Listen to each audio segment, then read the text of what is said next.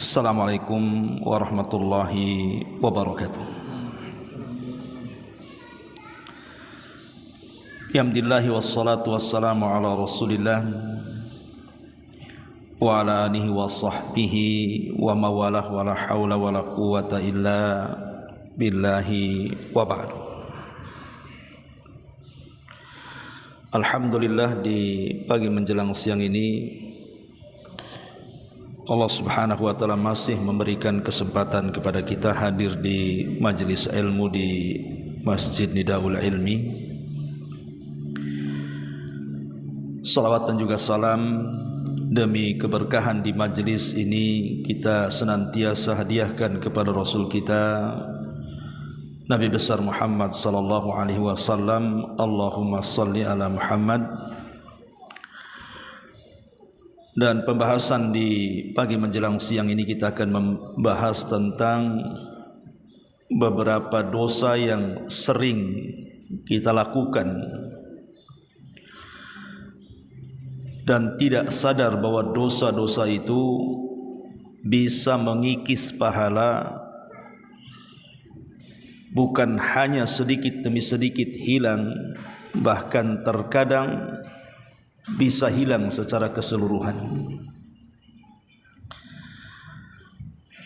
Ma'asyiral muslimat yang dimuliakan Allah Azza wa Jal, dosa-dosa apa yang biasa kita lakukan yang bisa mengikis pahala ini? Ma'asyiral muslimat yang dimuliakan Allah Subhanahu wa taala, terkadang hilangnya pahala tanpa sadar pada amalan-amalan kita ini ada dua macam. Pertama, menghilangkan pahala secara keseluruhan.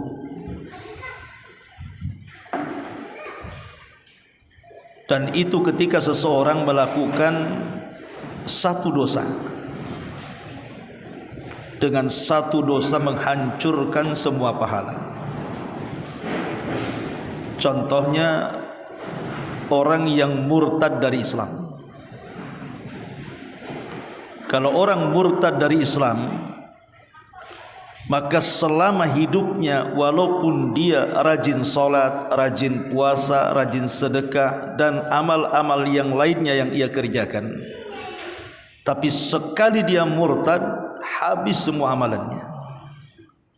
Sebagaimana surah Al-Baqarah ayat 217. Wa man yartad minkum an dinihi fayamut wa huwa kafirun fa ulaika habitat a'maluhum fid dunya wal akhirah wa ulaika ashabun nar hum fiha khalidun. Siapa yang murtad di antara kalian dari agamanya kemudian mati dalam kondisi murtad, artinya mati kafir, maka seluruh amalan mereka di dunia dan akhirat itu habis dan dia akan masuk ke dalam neraka dan dikekalkan di dalamnya. Jadi semata-mata orang itu murtad maka habis, lebur semua amalannya. Tetapi jangan salah, kalau seandainya orang itu melakukan banyak dosa, semua dosa dia lakukan, maka kebalikannya, kalau dia mengamalkan satu amal kebaikan berupa taubatan nasuha, taubat yang betul-betul melaksanakan taubatnya, maka semua kebaikan yang hilang itu akan dikembalikan kalau dia tobat. Kalau tidak tobat dan dia tetap murtad, maka habis amalannya. Makanya orang-orang yang keluar dari Islam itu, maka Allah masih menunggu kebaikannya. Apakah dia mau tobat dan dikembalikan semua pahalanya, ataukah dia mati dalam kondisi murtad sehingga lebur amalannya?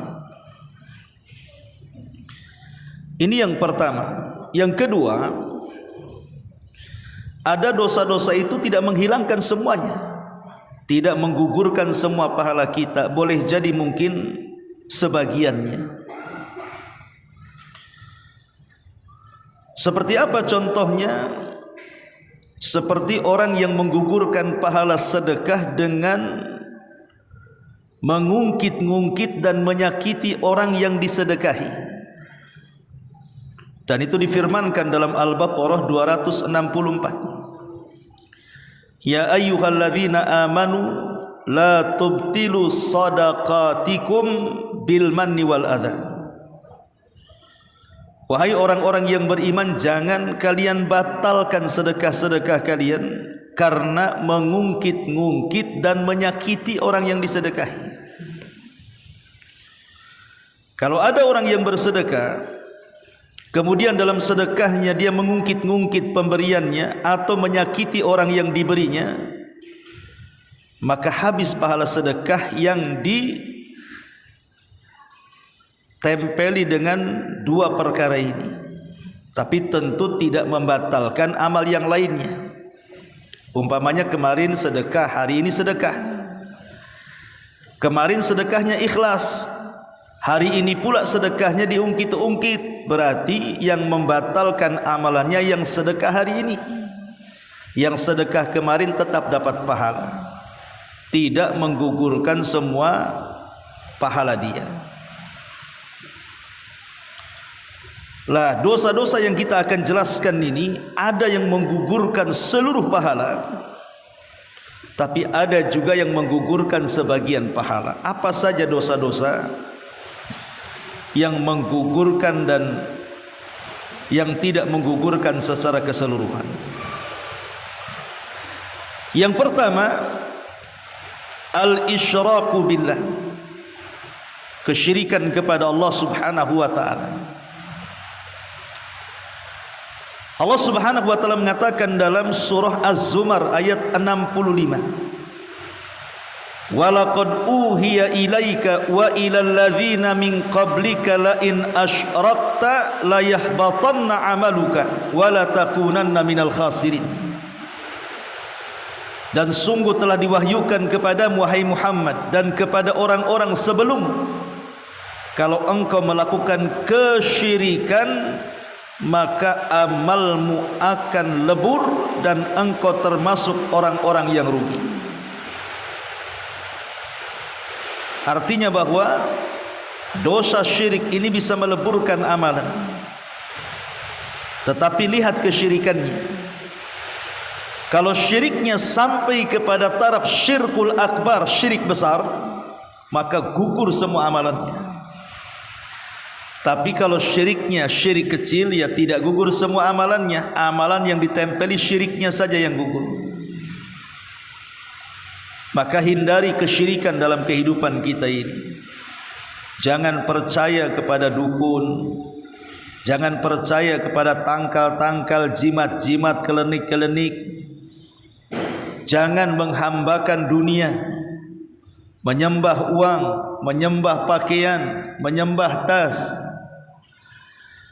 Jangan pula tawakal kepada selain Allah, mengharap kepada selain Allah, bernazar kepada selain Allah, menyembelih binatang kepada selain Allah, dan begitu seterusnya. Karena dosa kesyirikan ini bisa melebur semua amal kalau sampai taraf syirkul akbar, syirik besar. Ini yang pertama. Yang kedua, tadi sudah saya contohkan ar-riddah, orang murtad. Orang murtad ini habis semua amalnya. Sebagaimana tadi saya sebutkan Al-Baqarah 217. Kemudian yang ketiga, kufur dengan ayat-ayat Allah. Karena Allah mengatakan dalam Al-Imran ayat 21, innal ladzina yakfuruna bi ayatillah wa yaqtuluna an-nabiyyina bighairi haqq. Sampai di ujung ayat Allah mengatakan ulaikal ladzina habitat a'maluhum fid dunya wal akhirah wa ma lahum min nasirin. Orang-orang yang kufur dengan ayat-ayat Allah, kemudian membunuh para nabi tanpa ada hak. Maka di ujung ayat Allah mengatakan merekalah orang-orang yang lebur, hancur amalan mereka di dunia dan akhirat, dan mereka tidak akan dapat penolong. Jadi kufur dengan ayat-ayat, mengingkari satu ayat dalam Al-Quran itu sama dengan mengingkari satu Quranmu. Jadi mengingkari Quran itu tidak harus semua ayat dalam Quran kita ingkari, tidak. Satu ayat saja kita ingkari, berarti kita ini telah mengingkari satu Quran. Contoh umpamanya, dia mengingkari ayat-ayat waris. Masa waris itu perempuan dapat separuh, laki-laki, tak adil lah ini. Ini ayat ini tidak benar nih. Kalau sampai dia mengatakan seperti itu, berarti dia telah mengingkari satu Quran. Karena konsekuensinya satu ayat diingkari, satu Quran diingkari. Atau umpamanya dia mengingkari ayat-ayat tentang hukum-hukum hudud. Apalah katanya, hukum hudud ini kalau orang yang membunuh dibunuh, orang yang mencuri dipotong tangannya, sadis sekali Islam itu. Kemudian dia ingkari, maka ini sama dengan mengingkari satu Quran, bisa kufur, habis amalan kita. Kemudian yang keempat, karahiyatus syai'in minal Quran, ataupun membenci hukum-hukum walaupun satu dua hukum dalam Quran dia tidak suka. Umpamanya ada orang yang membenci jilbab, ada saudari ibu umpamanya pakai jilbab syar'i betul-betul, ya dari atas kepala ditutup betul-betul, kadang sudah pakai cadar sebagiannya. Kemudian kita benci, apalah orang itu, sampai wajahnya ditutup kayak ninja saja. Ngapain panas-panas pakai jilbab berangkap-rangkap gitu. Jadi kalau orang benci dengan syariat Allah Subhanahu wa taala, ini bisa menggugurkan amal. Buat apa sholat capek-capek saja? Buat apa puasa lapar-lapar saja? Buat apa haji ngabisin harta saja? Ngapain sedekah? Ini dia benci nih, ya. Ini kalau orang benci kayak gini, Allah mengatakan dalam surah Muhammad ayat 9, "Dzalika bi annahum karihu ma anzalallahu fa ahbata a'malahum." Yang demikian itu karena mereka membenci apa yang Allah turunkan, maka gugurlah amal-amal mereka. Dan juga Allah Subhanahu wa taala juga mengatakan dalam surah Muhammad ayat 28-nya, "Dzalika bi annahum ittaba'u ma askhatallahu wa karihu ridwanahu fa ahbata a'malahum." Yang demikian itu karena mereka mengikuti apa yang Allah murkai dan membenci keridhaannya, maka Allah gugurkan amal mereka. Maka jangan sampai membenci syariatku. Kalau tidak cocok jangan dicela. Saya belum bisa kayak dia, kan gitu. Saya sih pengen kayak dia, kayaknya belum bisa saya. Maka kalau tidak suka dengan syariat jangan dibenci. Karena membenci syariat itu bisa menggugurkan amalan. Mudah-mudahan ibu dengar ya. Gak apa-apa saya agak teriak-teriak aja. Kemudian yang kelima, an-nifaq. An-nifaq, orang yang dalam hatinya ada kemunafikan. Karena orang-orang munafik itu, Bu, mereka hanya menampakkan yang baik tapi menyembunyikan yang buruk. Itulah orang munafik itu. Jadi kalau dalam hatinya kemudian dia benci dengan Islam, tapi kalau di depan manusia pura-pura pula dia menghargai Islam, maka sebenarnya dia bukan muslim itu. Dia kafir. Karena Allah tidak pernah memandang fisik orang. Allah itu hanya memandang hati orang. Kemudian yang nomor 6, menyelisihi perintah-perintah Nabi. Menyelisih perintah-perintah Nabi. di mana dalam surah Muhammad ayat 32 Allah mengatakan innal ladzina kafaru wa saddu an sabilillah wa syaqur rasula min ba'di ma tabayyana lahumul huda lan yadhurrullaha syai'a wa sayuhbitu a'malahum. Orang-orang yang mereka kufur, berusaha menghalang-halangi manusia dari jalan Allah, kemudian mereka pun menentang Rasul setelah datang petunjuk kepada mereka, tidak memadaratkan Allah sedikit pun, dan Allah akan menggugurkan amal mereka. Dari ayat ini bahwa orang-orang yang menyelisihi sunnah Rasul, petunjuk Rasul, perintah Rasul, maka bisa membatalkan amalan. Maka sebisa mungkin dalam kehidupan kita itu kita senantiasa mencocoki sunnah, baik dalam ucapan, baik dalam perbuatan, baik dalam keyakinan, baik ketika bersendirian, baik ketika berumah tangga, baik ketika bertetangga, baik ketika bergaul dengan manusia. Kalau bisa mencocoki sunnah. Kemudian yang nomor 7, su'ul adab, jelek adab dengan Nabi sallallahu alaihi wasallam, seperti mengangkat suara di atas suara Nabi. Mengangkat suara di atas suara Nabi tidak mesti di masa Nabi sallallahu alaihi wasallam hidup. Bahkan para ulama mengatakan ketika Rasul meninggal juga kita tidak boleh mengangkat suara dengan cara apa? Dengan cara istihza, mengolok-olok hadis-hadis Nabi. Ah, ini hadis apa ini? Gak masuk di akal katanya. Mana ada hadis kayak gini? Contoh umpamanya, Nabi mengatakan apabila ada lalat masuk di bejana salah seorang di antara kalian, celupkan, karena di satu sayapnya ada obat dan di satu sayapnya ada penyakit. Jadi satu sayap penawar, satu sayapnya pula racun. Kemudian kita mengatakan mana ada lalat itu obat katanya. Ya lalat itu racun semua, isinya di sampah katanya. Mulai dia kemudian mengolok-olok hadis Nabi, maka ini bisa membatalkan amal ini, karena dia su'ul adab, buruk adabnya, buruk etikanya dengan Nabi sallallahu alaihi wasallam, sebagaimana Allah katakan dalam surah Al-Hujurat ayat 2. Ya ayyuhalladzina amanu la tarfa'u aswatakum fawqa sautin nabi wa la tajharu lahu bil qawli ka jahri ba'dikum li ba'din an tahbata a'malukum wa antum la tash'urun.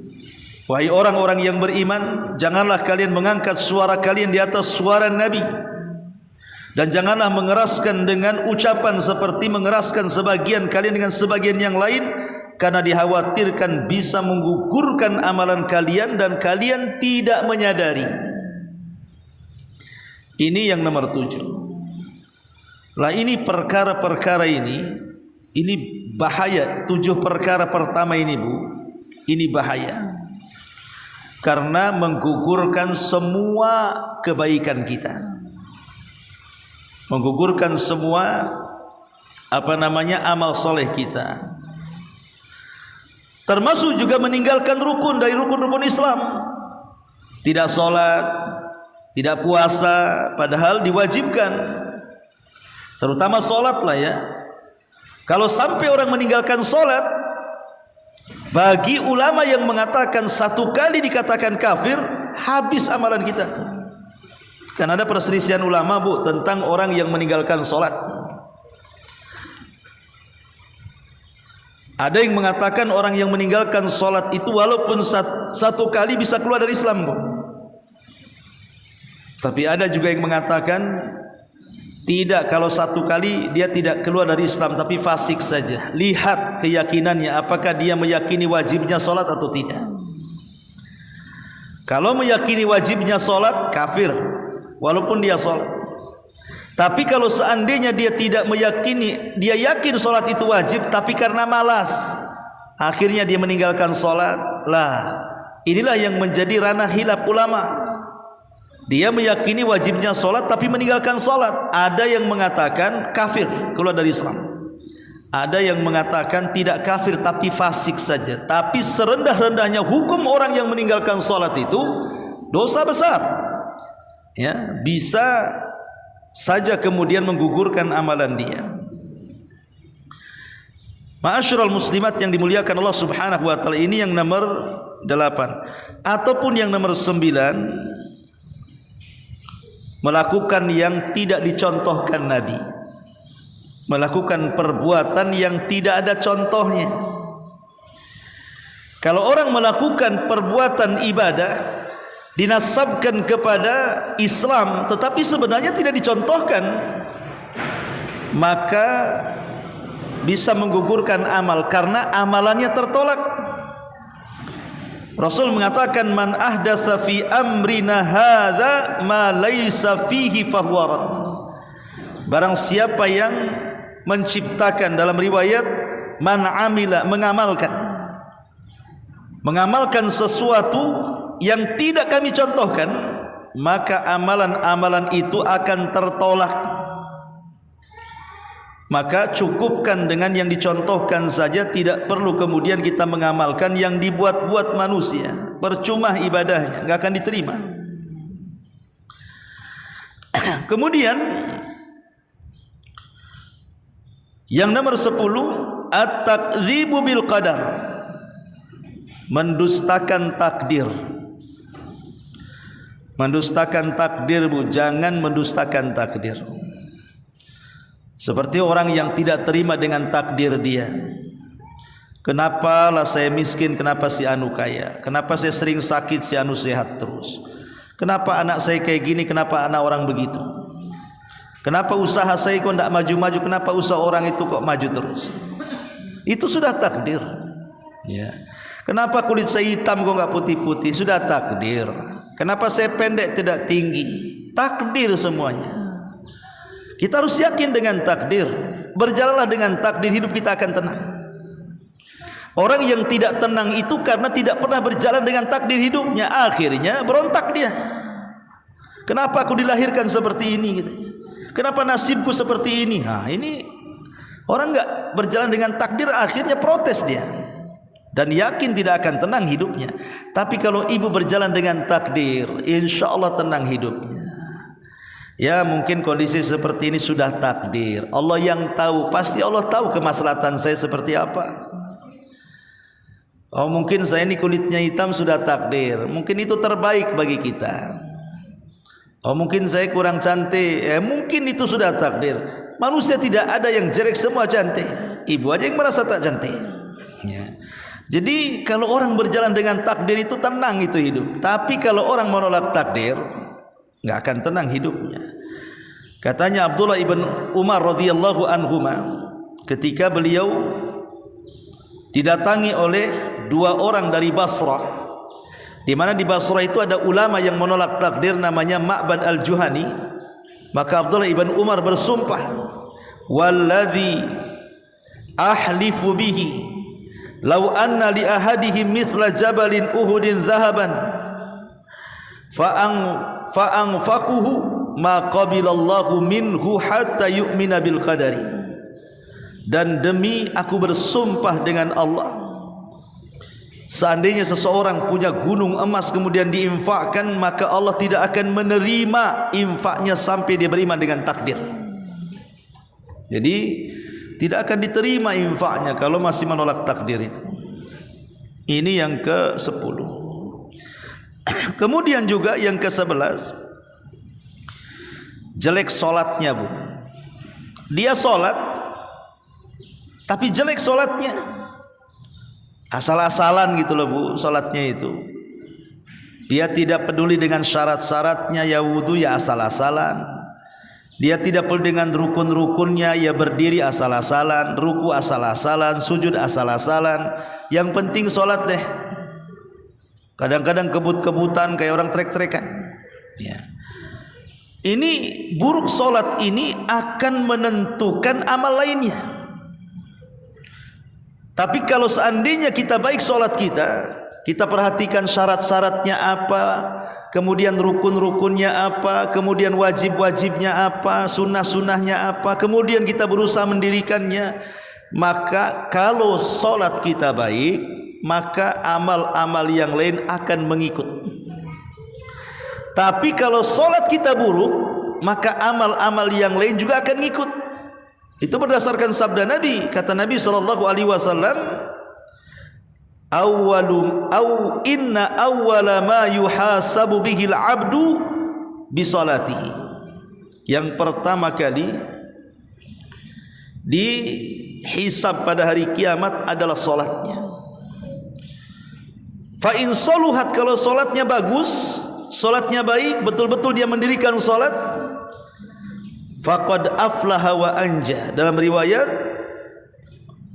faqad saluha sairu amali, maka dia telah beruntung dan telah sukses. Dalam riwayat, maka seluruh amalnya dianggap baik. Tapi wa in fasadat faqad khaba wa khasar, wa fi riwayatin faqad fasada sairu amali. Barang siapa yang buruk solatnya, maka dia rugi dan binasa. Dalam riwayat, maka seluruh amalnya dianggap buruk kalau solatnya buruk itu. Maka jangan remehkan solat. Makanya saya heran, Bu, ada orang yang tidak solat tapi puasa kan, Bu. Bulan Ramadan, tengoklah kalau bulan Ramadan tuh, orang preman aja puasa, Bu, padahal tidak solat tuh. Padahal kalau kita lihat, solat itu penentu amal. Buat apa anda puasa kalau meninggalkan solat? Bagus anda solat tapi tidak puasa kalau bagus-bagusan ya. Nah, tapi kalau bagus lagi ya dua-duanya lah, jangan tinggalkan, kan rukun Islam. Nah, tapi masalahnya ada orang yang rajin sedekah tapi tak solat dia. Rajin pula lah dia baca Quran tapi tak solat, rajin zikir tapi tak solat. Percuma lah ibadah-ibadah yang lain kalau pokok penentu baik dan tidaknya sebuah ibadah itu ditinggalkan. Maka, Bu, tolong jangan remehkan solat. Didiklah anak-anak kita ini untuk solat. Saya itu ingat kalau dulu di desa-desa tuh, kalau anak-anak di desa itu saat nakal-nakalnya anak di jok motor itu ada sarung, Bu. Ya, kalau orang dulu, karena orang dulu itu kalau nasihati anak itu biasanya ditekankan solat. Nah, kemanapun solat, dimanapun solat, bekerja dimanapun solat. Begitu orang dulu tuh. Kalau orang sekarang begini, nak pergi sana, pulang bawa uang banyak katanya, nggak peduli solatnya, dunia saja di otaknya. Jadi ini juga amalan-amalan yang bisa menggugurkan amalan yang lainnya adalah fasadus solah, buruk solatnya. Kemudian juga di antara amal-amal yang bisa membatalkan ataupun mengikis pahala adalah meninggalkan solat asar. Ini khusus, ini solat asar ini. Kalau tadi kan secara umum meninggalkan solat, ini semua solat dilakukan tapi asar pula tak solat. Nabi mengatakan, man taraka salatal asri faqad habita amaluh. Siapa yang meninggalkan solat asar, gugur amalannya.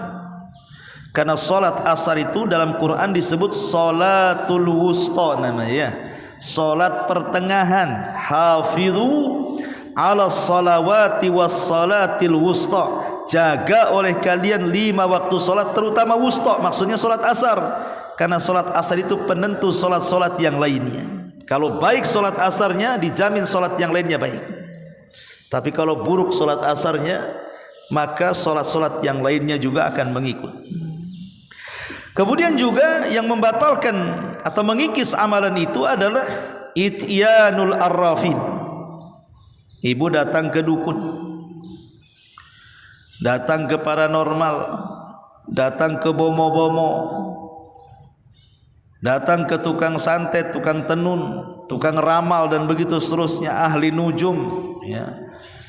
Maka Rasul mengatakan, man ata arrafan fasa'alahu an syai'in lam tuqbalahu salatu arba'ina lailatan.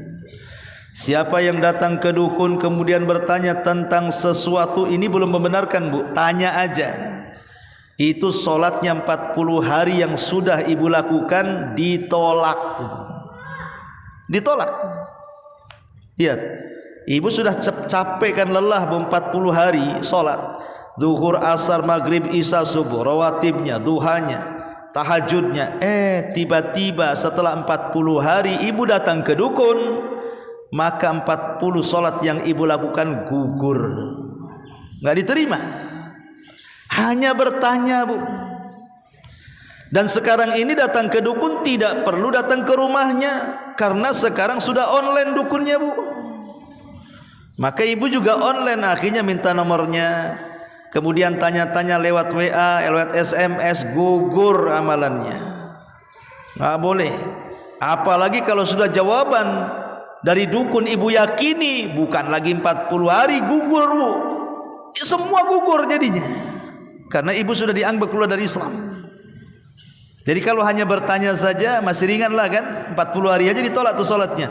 Tapi kalau sudah meyakini, ini dia sudah kufur nih, karena dia meyakini kepada selain Allah subhanahu wa ta'ala. Maka jauhi ya. Kalau zaman dulu saya masih kecil itu, biasanya kan kalau di koran-koran, di majalah-majalah itu kan, Bu, kan biasanya ada itu gambar-gambar bintang-bintang itu, ahli nujum.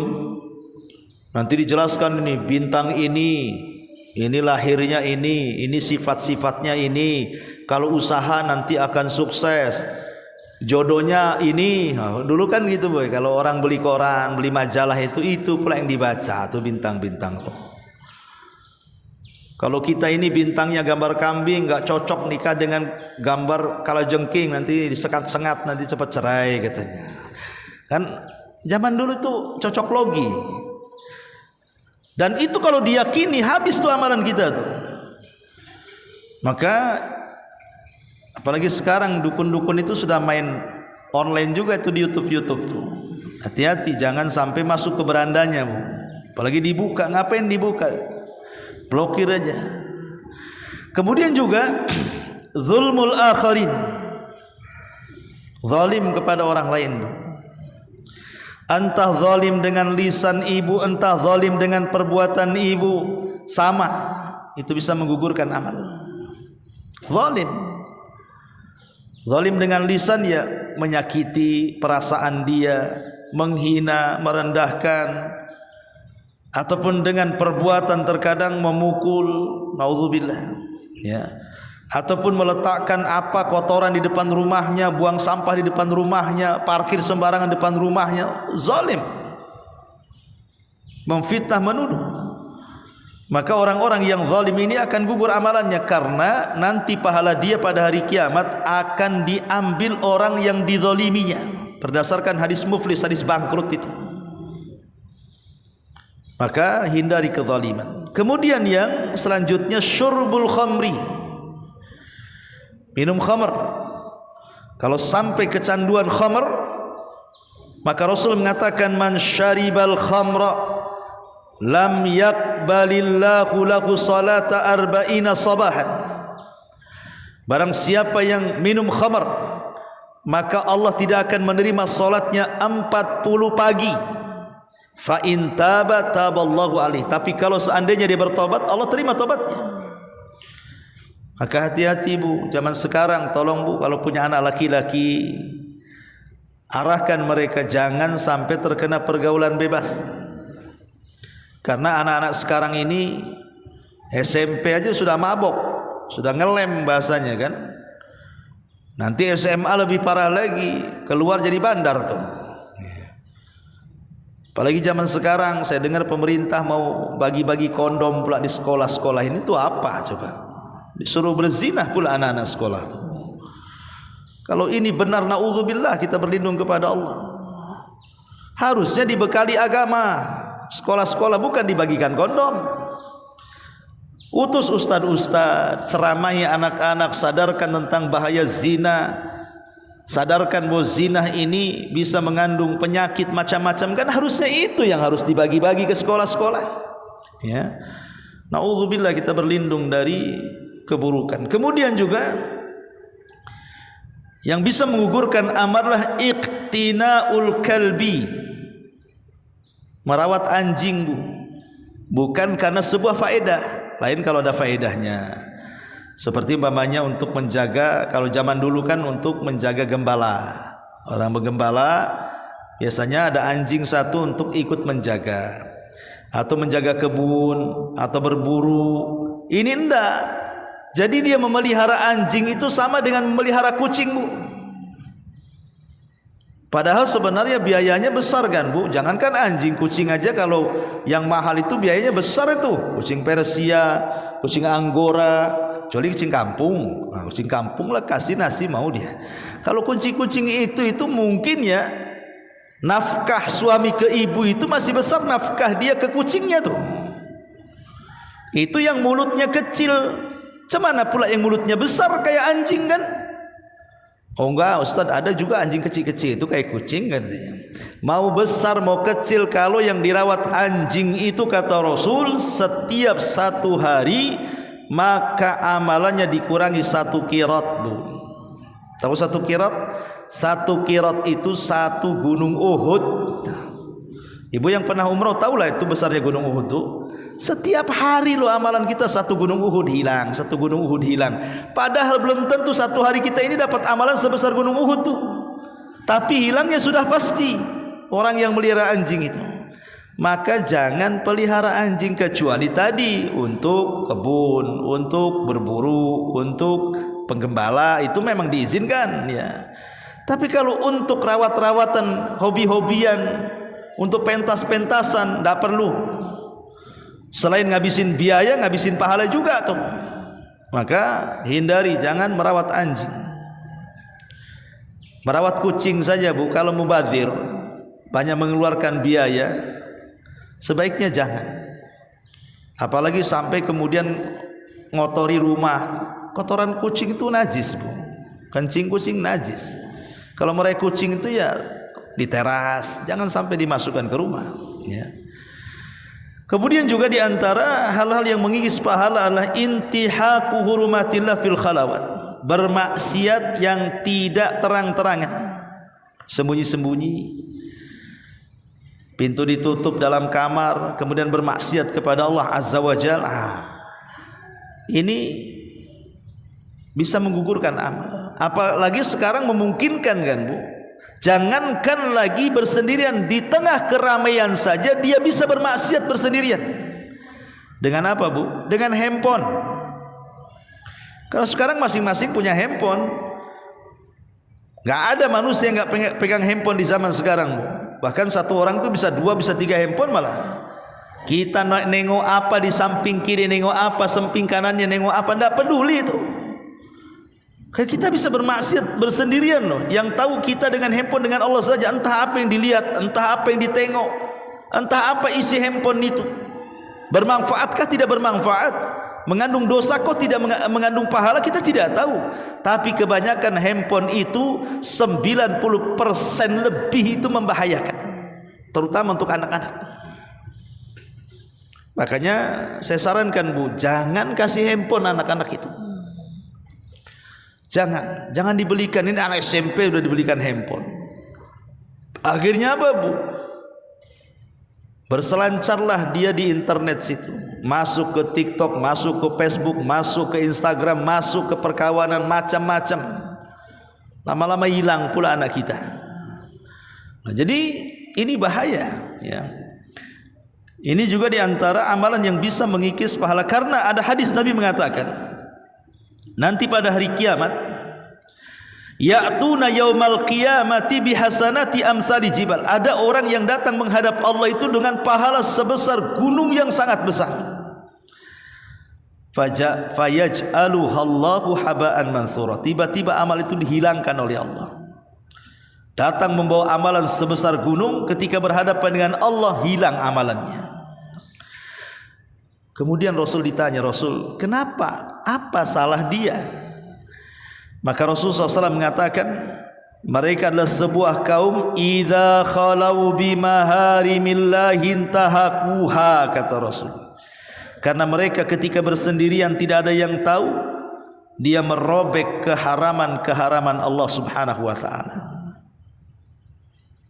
Dan setiap hari kita seperti itu. Contoh umpamanya ibu sedang termenung, tiba-tiba dalam hati pengen jahat sama orang. Nggak ada yang tahu kecuali Allah, dengan ibu dengan Allah saja kan. Jadi jangan sampai kita ini melabrak larangan-larangan Allah di saat bersendirian kita. Kemudian juga yang selanjutnya al-ghibah. Ghibah, Bu, hati-hati. Ghibah itu penyakit ibu-ibu. Nabi SAW sampai mengatakan dalam hadis Muflis yang panjang sekali itu, tahukah kamu siapa orang yang bangkrut? Sahabat mengatakan, ya, orang bangkrut orang yang gulung tikar, wahai Rasul, tidak punya dirham, tidak punya dinar. Bukan itu, kata Rasul. Orang bangkrut itu satu sisi dia membawa pahala solat, pahala puasa, pahala zakat, tetapi sisi lain dia mencela, menggibah, menuduh, menumpahkan darah, memukul, mengambil hak orang lain. Nanti pada hari kiamat, maka pahala kita yang gibah akan diberikan kepada yang digibahi. Hati-hati, Bu. Jadi kalau Ustadz, bagaimana kalau saya ini korban ke pelaku, kebanyakan pelaku biasanya. Okelah jadi korban gibah, ibu harus senang, Bu. Kalau ibu digibahi senang, karena ibu tidak harus banyak melaksanakan sholat sunnah, tidak harus banyak melaksanakan sholat puasa sunnah, sedekah sunnah, tapi ibu terus ditransfer pahala sama orang yang gibah itu. Jadi nggak perlu sedih orang digibahi itu. Ustaz, gimana ya tetangga saya kok begini? Gak usah, malah bersyukur ibu punya tetangga ahli gibah tuh. Apalagi satu komplek gibahi ibu, wah makin banyak pahala ibu tuh. Ya. Makanya kenapa kemudian Hasan Al-Basri sampai mengatakan, wallahi lal ghibatu asra fi dinil mu'min minal akalati fi jasadihi. Ingat, ghibah itu lebih cepat menghancurkan agama seorang mukmin dibandingkan makan seseorang yang dimasukkan ke dalam jasadnya. Penyakit ghibah ini lebih mudah menghancurkan dibandingkan penyakit dalam badan. Dari sini seorang laki-laki pernah berkata kepada Fudail ibn Iyad, ya Imam, inna fulanan yaghtabani. Imam, si anu itu suka gibah sama aku loh. Faqala, maka Fudail mengatakan, qad jalaba lakal khairi jalban. Hakikatnya engkau sudah mengambil pahala dia, tenang saja katanya. Lihat. Jadi hakikat orang yang digibahi itu dia sedang ngambil sikit-sikit pahala orang yang sedang bergibah itu. Biarkan pahala dia habis dan ibu ambil pahalanya.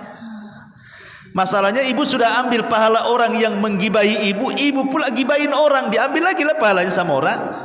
Nah, ini kan jadi masalah, Bu, ya kan? Maka kalau memang ada tukang jahit khusus untuk menjahit mulut itu, Bu, datanglah ke tukang jahit itu. Jangan sleting aja yang dijahit. Kalau bisa mulut juga yang dijahit itu.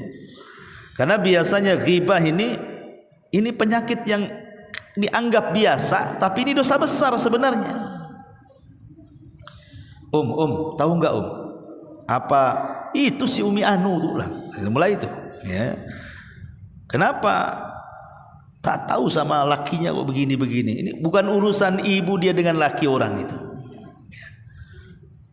Kadang-kadang kita ini latah gitu ya. Itu dikarenakan biasanya urusan dunia tuh. Makanya kenapa Rasul mengatakan pandang ke bawah jangan pandang ke atas. Tetangga beli motor digibahi, tetangga bangun rumah digibahi, tetangga beli ini beli tanah digibahi, tetangga berdandan sedikit digibahi, tasnya baru digibahi. Ini kan repot tuh kayak gini nih. Urus diri sendiri, jangan urus orang lain. Kemudian juga yang bisa membatalkan atau mengikis pahala adalah hasad. Hati-hati hasad. Ya.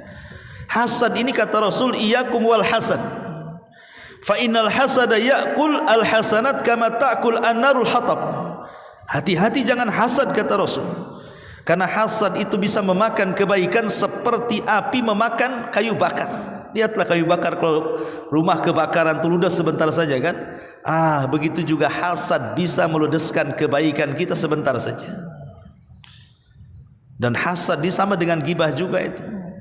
Begini Bu, saya ibu siapapun tuh punya hasad. Tidak ada manusia yang tidak punya hasad. Tapi orang baik dia sembunyikan hasadnya, orang jahat dia tampakkan. Ya. Semua orang punya hasad.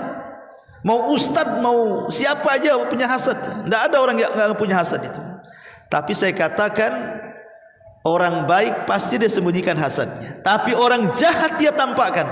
Yang berbahaya itu kalau menampakkan hasadnya. Makanya kita berlindung dari hasad seperti berlindung kepada syaitan. Min syarri hasidin idza hasad. Kita disuruh qul a'udzu birabbil falaq. Kita disuruh untuk berlindung kepada Rabb pemilik falak tuh. Salah satunya adalah berlindung dari hasad kalau dia menampakkan hasadnya. Hasad itu tidak akan bahaya kalau kita tidak keluarkan. Tetapi hasad itu akan bahaya kalau kita keluarkan dan kita tampakkan. Mulai kemudian kita melihat nikmat tetangga kita. Kok bisa lah dia bangun rumah, uang dari mana? Jangan-jangan ya. Kok bisa dia beli tanah? Suaminya lo tukang bangunan, saya tahu berapa gajinya sehari itu. Kemudian berangan-angan, ya mudah-mudahan lahannya sengketa aja lah gitu. Didoakan biar lahannya bersengketa. Didoakan mudah-mudahan itu kan atapnya baru dipasang, mudah-mudahan hujan deras nanti terbang atapnya itu kan. Ibu doakan buruk pula sama tetangga. Ya. Ketika dengar mobilnya tabrakan, alhamdulillah katanya. Itu yang saya mau katanya. Karena orang hasad itu dia senang ketika orang susah. Itu ciri hasad yang paling tampak, Bu. Kalau ibu ada perasaan senang ketika kenikmatan orang lain hilang. Senang kayaknya. Rumahnya roboh itu kayak plong gitu kan. Orangnya kecelakaan, plong. Karena orang hasad itu begini, Bu. Ada hasad itu yang paling buruk ya. Ini tingkatan hasad ya. Ketika seseorang itu berangan-angan nikmat orang lain hilang. Pokoknya pengen hancur saja tetangga tuh. Jangan sampai dia seperti dia atau melebihi dia. Pokoknya minta, berdoa, mudah-mudahan usahanya bangkrut, mudah-mudahan roboh rumahnya, mudah-mudahan kecelakaan, mudah-mudahan. Nah itu, ini hasad paling tinggi nih. Ada lagi hasad di bawahnya, Bu. Dia menginginkan nikmat orang lain berpindah sama dia. Ini hasadnya orang pasar nih. Akhirnya ke dukun, ditaruh jimat supaya pelanggannya pindah. Nah, ini hasad juga. Kemudian dibuat berita-berita hoax supaya teman-temannya tidak dekat dengan dia, akhirnya gabung dengan ibu. Nah, kayak gitu tuh. Nah, ini tingkatan yang nomor 2. Tingkatan lagi yang nomor 3 hasad itu, Bu. Dia tidak hendak menginginkan nikmat orang lain hilang, tapi jangan sampai di atasnya saja. Maunya selevel.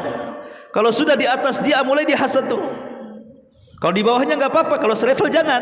Nah, ini hasad juga. Dan hasad ini penyakit iblis. Jadi kalau ibu punya hasad itu hakikatnya ada iblis dalam hati ibu. Karena hasad ini penyakit pertama di langit dan di bumi itu. Pertama hasad di iblis kepada Adam di langit, dan hasadnya Qabil kepada Habil di bumi. Makanya hasad ini bisa menghilangkan pahala. Termasuk juga yang menghilangkan pahala adalah qati'atur rahim, memutus silaturahim. Ataupun yang selanjutnya adalah at-ta'ali 'ala Allah, merasa kita lebih baik dan orang tidak. Hati-hati, Bu. Kalau sudah ada perasaan seolah-olah kita ini karena sudah ngaji, memandang orang yang ngaji itu rendah. Seolah-olah kita ini ahli ibadah, orang tidak. Kita ahli ngaji, orang tidak. Tidak, semua manusia sama. Jangan merasa lebih tinggi, karena di zaman Bani Israel, dalam hadis yang sahih dikeluarkan Imam Muslim itu, ada orang bersaudara, yang satu ahli ibadah, yang satu ahli maksiat. Itu berkawan tuh. Yang ahli ibadah ini baik, hari-hari ngasih nasihat sama kawan yang ahli maksiat, berhentilah kau maksiat. Tapi tak kunjung juga berhenti, sampai pada waktunya dia bermaksiat yang menurut orang yang ahli ibadah itu tidak bisa ditolerir. Kemudian dia bersumpah, kau kalau tidak tobat, katanya, Allah tidak akan mengampuni dosamu dan kau tidak akan masuk surga selamanya. Allah dengar dari langit. Yang punya surga Allah, yang punya ampunan Allah, kenapa pula dia ngancam-ngancam orang? karena merasa sok dia lebih hebat ibadahnya dibandingkan kawan yang ahli maksiat kan. Maka setelah keduanya meninggal, justru yang ahli ibadah dimasukkan neraka, yang ahli maksiat pula dimasukkan sorga. Karena sebelum ahli maksiat ini meninggal, dia bertobat. Jadi ahli maksiat itu maksiat apapun ada kesempatan bertobat, karena amal itu ditentukan akhirnya, bukan ditentukan awalnya. Kalau ini yang diterapkan pada hati kita, pasti kita akan muliakan orang. Jangan cela orangnya, cela maksiatnya. Di zaman Rasul ada orang mabuk, Bu. Ketangkap, akhirnya didera 40 kali.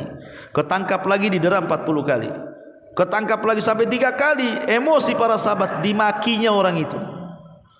Padahal orang ini baik dengan Nabi. Ketika orang-orang memaki orang ini, Rasul membela, jangan kalian maki dia, karena dia itu mencintai Allah dan Rasulnya. Artinya jangan dimaki orangnya, maki perbuatannya. Kemudian juga hal-hal yang bisa membatalkan amalan,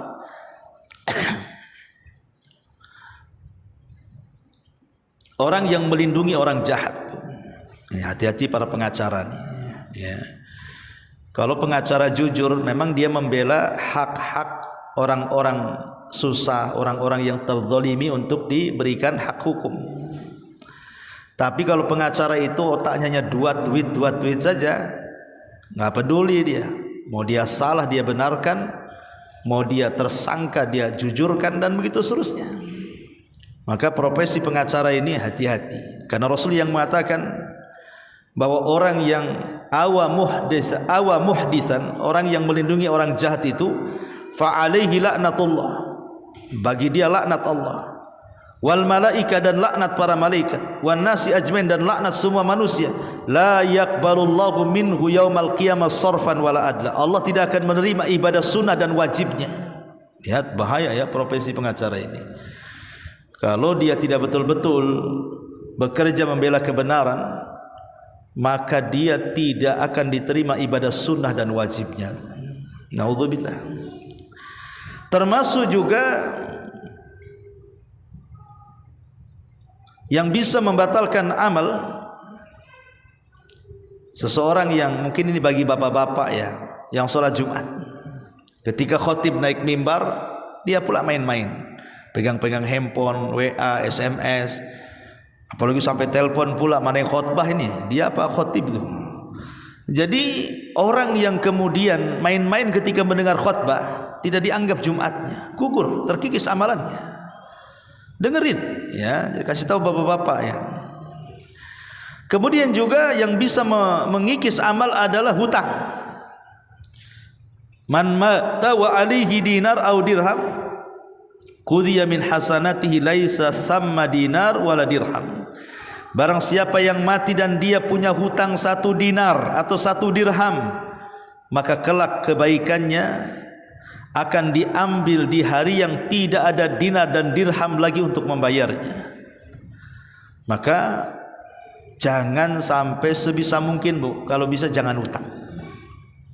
Hutang itu boleh kalau mendesak-desak saja. Kalau terpaksa harus hutang gitu ya, karena mendesak. Pemanya orang dia mau bayar kos-kosan karena hidup di kos, kalau tidak nanti diusir oleh ibu kos kan itu ya. Terpaksalah dia hutang supaya punya rumah. Atau dia sudah kerja 1 hari 1 malam tak dapat, keluarga ingin makan tak ada makan, itu terpaksa darurat namanya kan. Tapi janganlah mukammilat, perkara-perkara yang sebenarnya sih tidak urgent dalam rumah itu semua dihutangi. Kulkas sudah punya 1 belum lunas, beli lagi kulkas, ngeredit lagi. Kulkas 1 aja lah belum rusak, beli lagi. Ini kan hanya penyempurna saja yang kedua ini. Ya, apalagi kadang-kadang spring bed masih bagus, sudah lama, akhirnya kan dijual yang lama, beli yang baru, kredit lagi. Motor itu masih bisa dipakai, mungkin tahunnya sudah kadaluarsa lah, sudah kombet kan itu ya. Nggak enak dengan tetangga motor bagus tuh, motornya cantik pula, dijual kredit. Coba kulkas kredit, kasur kredit, motor kredit, semua satu isi rumah kredit. Jadi hidupnya itu hutang aja 1 rumah tuh. Sak rumah-rumahnya belum lunas juga tuh. Ya Allah ya Rabbi, aduh. Jadi hidup di atas hutang jadinya. Yang enggak hutang itu mahar suami aja lah, kontan itu seperangkat alat sholat. Oh ya. Jadi jangan terbiasa lah dengan hutang, karena hutang ini bahaya. Kata Nabi bisa mengikis juga pahala kita, naudzubillah. Kemudian juga ini khusus nasihat bagi perempuan, almar'atun nasis, perempuan yang selingkuh. Perempuan yang selingkuh itu dalam bahasa Arabnya nasis, tidak mesti selingkuh yang kita pahami. Itu yang paling parah lah kalau sampai kemudian seseorang istri kemudian justru berpaling ke laki-laki orang, itu udah paling parah dalam rumah tangga tuh. Tetapi dengan memuji tetangga orang pun itu bagian daripada nasis, Bu. Ingat, Bu, jangan puji-puji laki tetangga di hadapan suami ibu.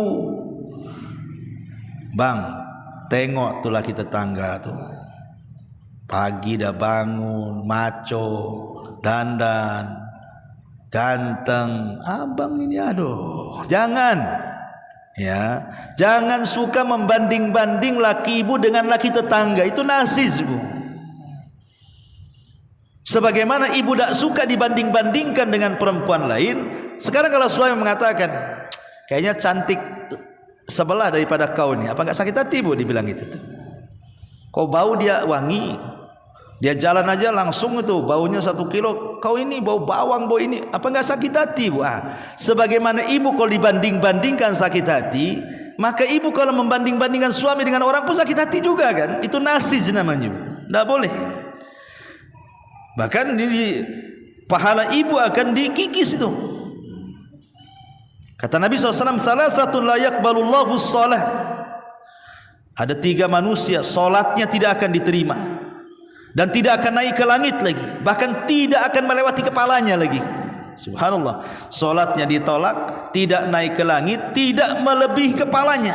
Salah satunya adalah seorang wanita da'a zawjuha minal laili fa'abat alaihi. Seorang perempuan atau istri yang diminta berhubungan dengan suaminya kemudian dia menolaknya. Itu salah satu bentuk nasis lah. Menolak ajakan suami, atau membanding-bandingkan suami dengan tetangga, atau ibu lebih tinggi suaranya dibandingkan suami, atau melawan kepada suami. Itu nasis itu. Salat ibu lo nggak diterima, nggak diangkat, di atas kepala pun tidak diangkat, kata Nabi. Nah, jadi setelah nurut kepada perintah Allah, maka yang kedua nurut kepada suami, tentu dalam perkara yang baik. Dalam perkara yang maksiat ya jangan dituruti. Beli khamar sana, oh jangan, itu tidak wajib, bahkan harus dicegah. Kemudian juga yang bisa membatalkan amal ini adalah al-mutajahiran, bertengkar. Ibu bertengkar dengan suami, bertengkar dengan tetangga, bertengkar dengan kawan, bertengkar dengan anak, bertengkar dengan orang tua, bertengkar dengan kerabat, dengan saudara. Pokoknya bertengkar dengan orang, tapi pertengkarannya itu bukan perkara yang hak. Kalau bertengkar perkara hak nggak ada masalah. Tapi kalau bertengkar bukan perkara yang hak, masalah dunia, masalah uang, masalah ini, masalah itu, nggak suka, maka tidak akan diangkat pahalanya setiap Senin dan Kamis. Padahal kita ingin pahala kita itu naik ke langit, kemudian dilihat oleh Allah kan. Tapi orang yang bertengkar ini tidak akan diangkat tuh pahalanya sampai yastaliha, kata Rasul, sampai dia berdamai. Kalau tidak berdamai, maka pahalanya tidak akan dilihat. Ma'asyiral muslimat yang dimuliakan Allah Subhanahu wa ta'ala, dan banyak lagi. Ini diantara dosa-dosa yang bisa mengikis pahala secara keseluruhan atau mengikis pahala secara sebagian. Taib, wallahu alam. Sebelum saya tutup, silakan kalau ada yang mau bertanya, kita buka tanya jawab.